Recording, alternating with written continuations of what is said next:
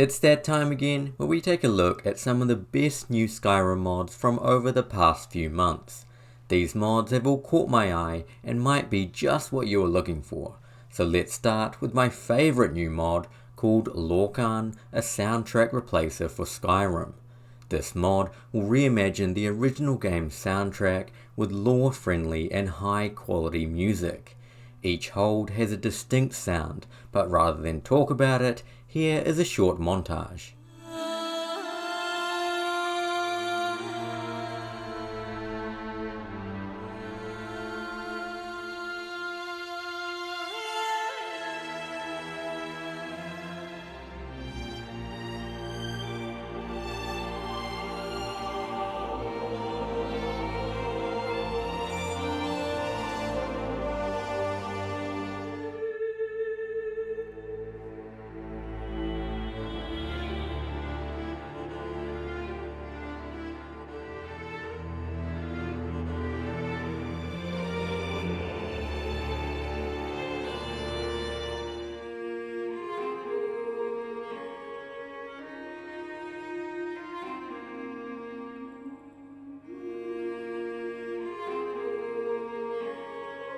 New UI sounds are also included in this mod. For example,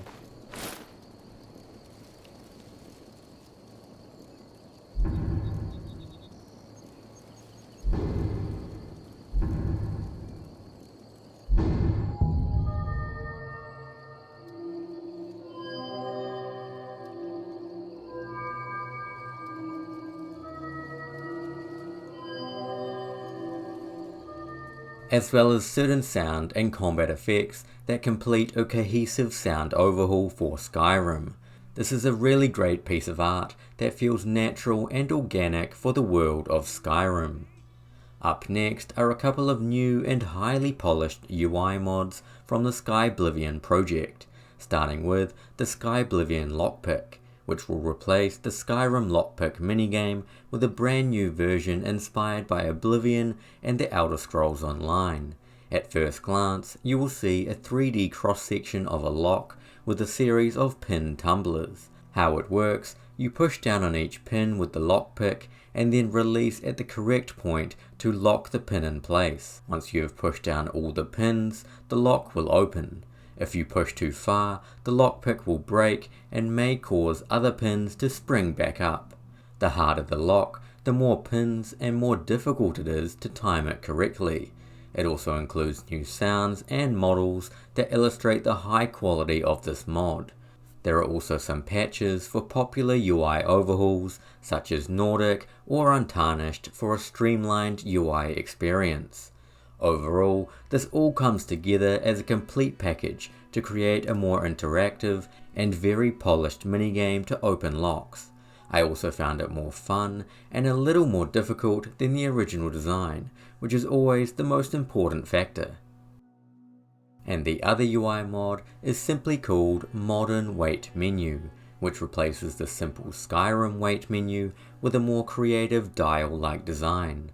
This mod is simply a design choice, but I think illustrates the time of day much clearer by giving a visual representation of the sunrise and sunset. Like the other mod, it also has patches available for several popular UI overhauls such as Nordic or Untarnished, so you can retain the same aesthetic, but overall it's a clean and polished version for your Skyrim wait menu.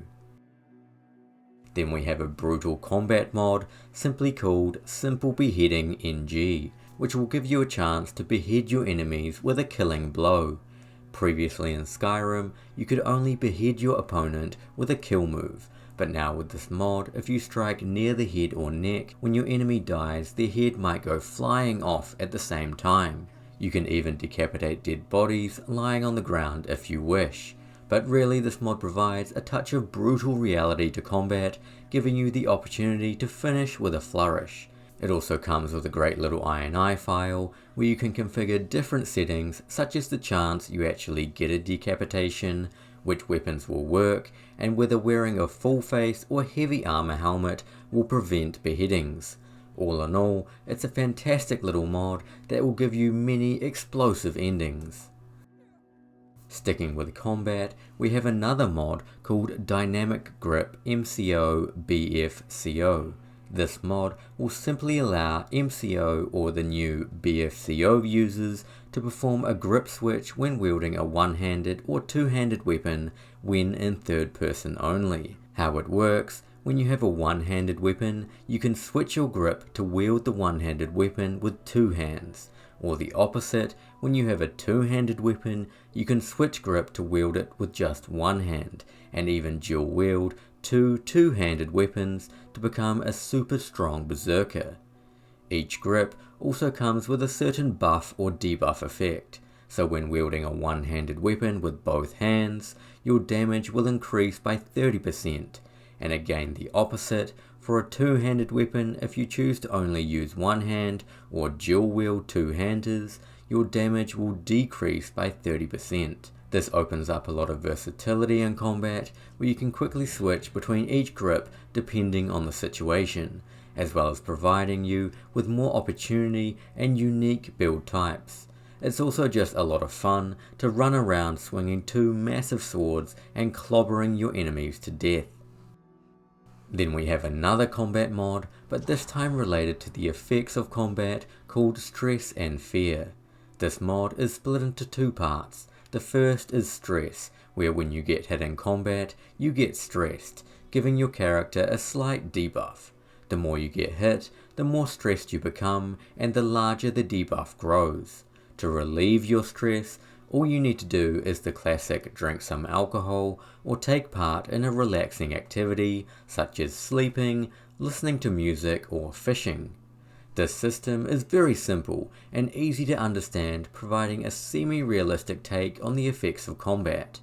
And the second part is called Fear, where if you struggle against a certain enemy, for example spiders, your character has a chance to fear them, meaning whenever you come up against this enemy in the future, you will do less damage and become stressed more easily.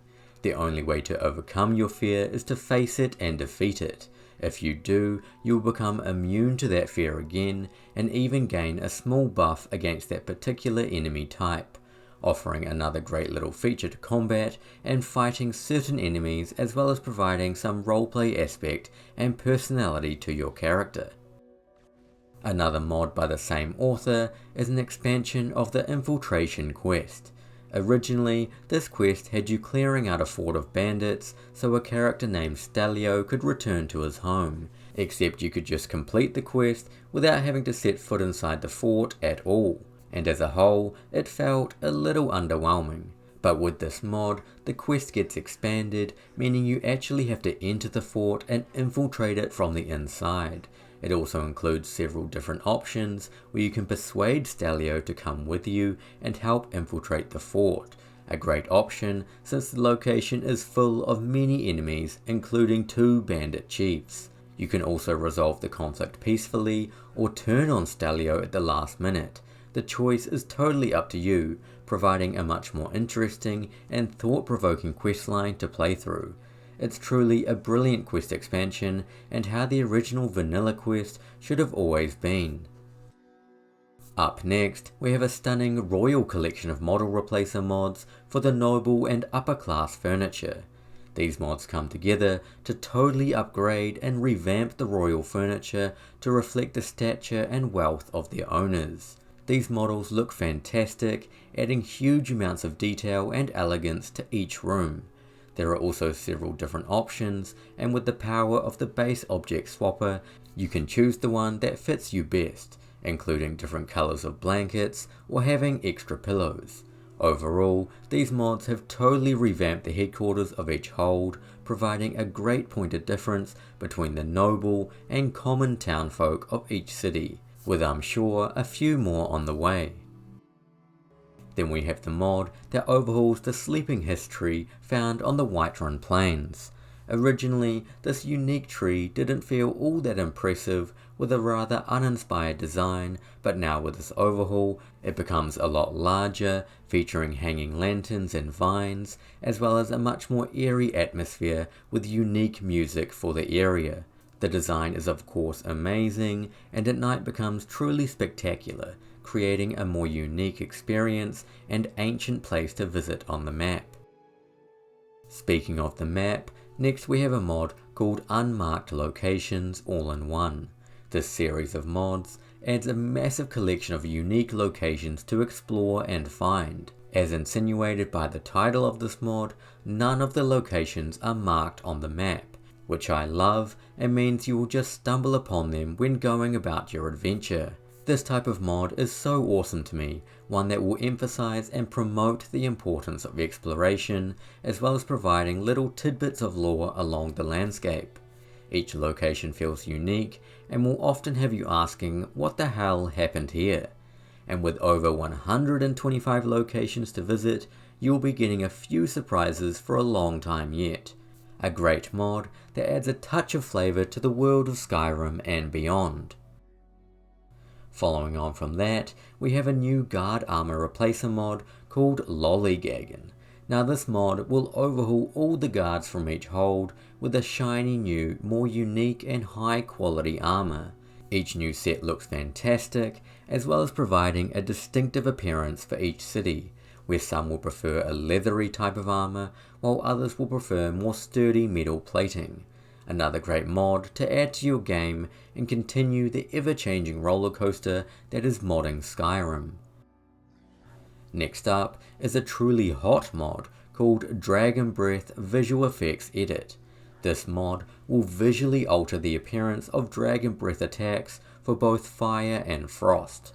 The fire in particular looks great with a deeper red that makes the attack look more concentrated and deadly coming from a dragon. The frost is also magnificent and will literally bathe its target in a river of icicles. A great little mod that provides a point of difference between your spells and the dragon attacks. Up next is the mod called Skyking Riften Complex Parallax Texture Overhaul, which will revamp all the textures found throughout Riften, including the Rat Way. It also comes with a complex parallax option for those who want it to make the textures pop with that nice 3D effect. The textures look great and will breathe new life into the city, making it feel a little more fantastical, and although I don't love every texture design, most fit perfectly and will be staying in my permanent mod list. Highly recommended for you to check them out and let me know what you think. Moving on, we have a brand new armor mod called Gorm. This light armor set is made for both male and female characters, featuring a beautifully layered chest piece and helmet with some very large, intimidating horns. The outfit can be crafted and upgraded as you like, and also has physics applied to the lower skirt, requiring the HDT-SMP physics framework. Altogether, this creates a stunning and very high quality piece of armor for your character to wear. And lastly, we have a wee underrated gem of a mod called Unusual Perks of Barenziah. If you play with a modded perk overhaul, you may have noticed an increased number of perks to obtain with no simple way of getting them. Well, this mod might have the answer. Basically, for every hidden gem you find, you'll be rewarded with a perk point, meaning if you find all of the gems, you will receive 24 perk points, as well as an extra 6 for bringing the full crown to life. I found this to be a very elegant and simple method to provide you, the player, with some extra perk points, while also being extremely compatible for the rest of your mod list. And that's it for this version of the hottest new mods for Skyrim. I hope you enjoyed and found a couple of bangers to add to your list. Otherwise, thank you for watching, and I will catch you again next time. Happy modding, everyone.